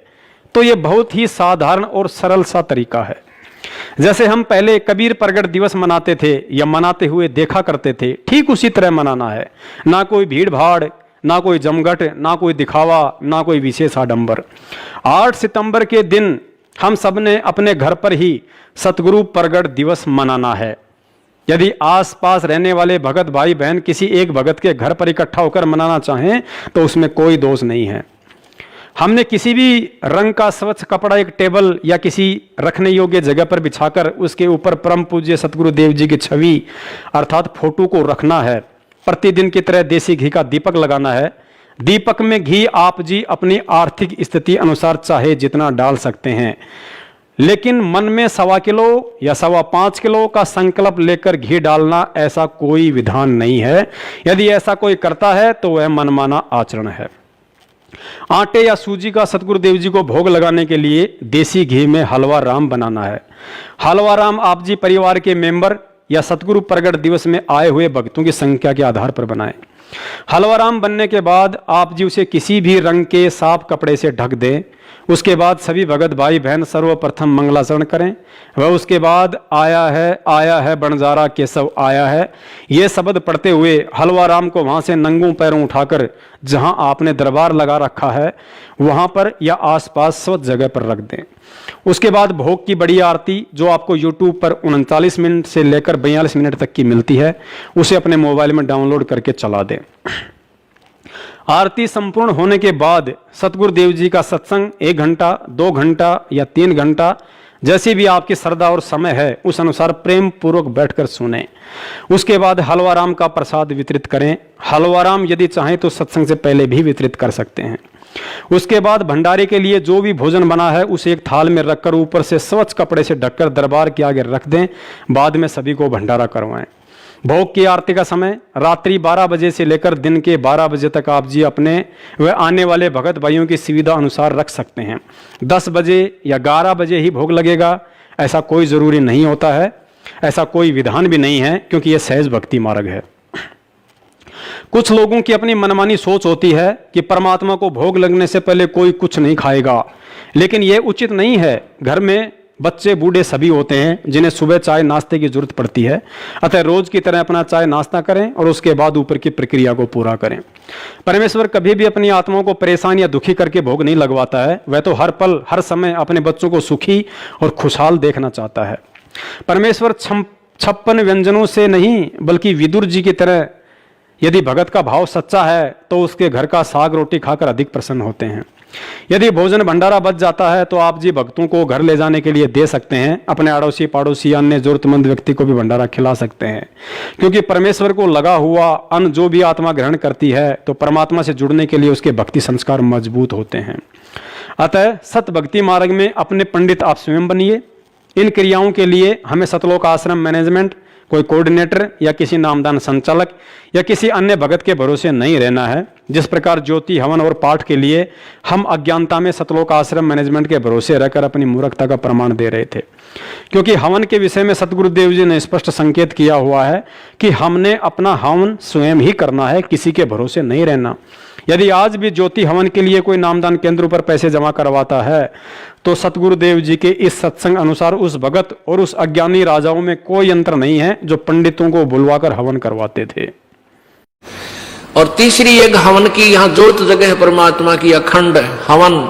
हवन पुण्यात्माओं, जैसे अभी तक आपने देखा ये ऋषि लोग गेर का लकड़ क्यों कह के घर तक जा था, राजाओं ने पटा लिया करते, धनिया ने उन्हें कह देते अच्छा हवन करो, वहां गेर के 2-3 धड़ी लकड़ी और ठोके दे लोटे भर घी के स्वाहा स्वाहो पाटो पकड़े।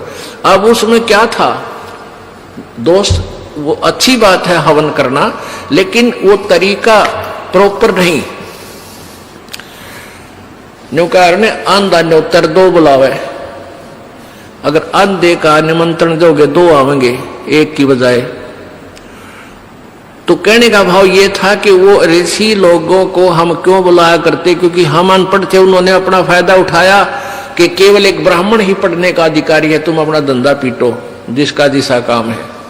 परमात्मा ने ये कहा कि देखो भगवान की भक्ति प्रत्येक व्यक्ति कर सकता है और प्रत्येक ही शिक्षित होना चाहिए, ये गलत कर रखा था इन्होंने। तो अब आप सारे शिक्षित हो गए। अब मालिक ने जो खेल खेला है, ये समय इंतजार किया है कि अब अपनी प्यारी आत्माओं को अपनी महिमा में अब बताऊंगा और सारे सबका समझ में आवेगी। अब आप सभी शिक्षित हो गए और सभी को मंत्र, ये परमात्मा की वाणी याद होगी। छोटे छोटे बच्चा के पूरी आरती याद हो रही है भगवान की वाणी की। अब एक रुई, 1.5 ग्राम 2 ग्राम रुई लगेगी, एक जोत बना दे, खड़ी जोत लगा दी, उसमें घी डाल दिया जितने आपकी इच्छा है, 1 कटोरा भर दे, सारे दिन जलाए। तो उसमें वो घी उसमें डाल दिया और हम अपना मंत्र वाणी सुबह नित्यनेम करें, दोपहर रमैणी करें, शाम में संध्या आरती करें, ये भगवान की वाणी भी हम बोलते रहते हैं। तो वो भी हवन हो रहा है। उस लकड़ियों वाले हवन की तुलना में ये हवन श्रेष्ठ है, क्योंकि इसमें आप एक 100 ग्राम रुई में 1 क्विंटल घी हवन कर सकते हो। उसमें घी, उसकी जोत ने जलन नहीं दे, उसमें डालने जावेगी। 100 ग्राम जोत में 1 क्विंटल घी हवन कर सकते हो आप। और लकड़ियां में 1 क्विंटल घी हवन करने के लिए कम से कम भी 20 किलो तक कम से कम लकड़ी जला देते हो। तो उन लकड़ियों के जलने से कार्बन डाइऑक्साइड अधिक होती है। उस 2 धड़ी यानी 20 किलो लकड़ी समाप्त की जलने की तुलना में एक 100 ग्राम रुई की का प्रदूषण उससे कई हजार गुना कम होगा। तो हमने ये अपनाना है। तो हम अपना हवन डेली करें हैं। अब क्या करा करते, कोई मृत्यु होगी, बुलाओ गुरुजी ने और हमारा हवन करियो 2-3-4 दिन। वो 2 दिन के हवन में किला टूट गया। रोज करो हवन अपना, एक जोत लगा दे, सुता उठ के हाथ पैर धो ले, नहान का ना फुर्सत मिले, कोई जरूरी ना होती नहाना। इसमें नहाए धोए क्या भ्याज है, मन का मैल ना जाए और मीन सदा जल में रहे, धोए बांस ना जाए। अंदर से अंत तक साफ हो, हाथ पैर जरूर धो ले, क्योंकि धार्मिक वस्तुओं के हाथ लगाने। और जोत ला दे, अपना मंत्र करता रहे, काम करता रहे, अपनी आरती बोल ले, जा नित्यनेम भी कर ले, रोटी पोए जा, नित्यनेम चलता रहे। आजकल तो आधुनिक बहुत से उपकरण हो गए हैं, वैसे भी याद हो जाते हैं कुछ दिनों में। और नहीं बैठ कर अपनी किताब लेकर वह पढ़ ले। अब हवन हो गया तो हम अपना काम आप करेंगे, जब बात बनेगी।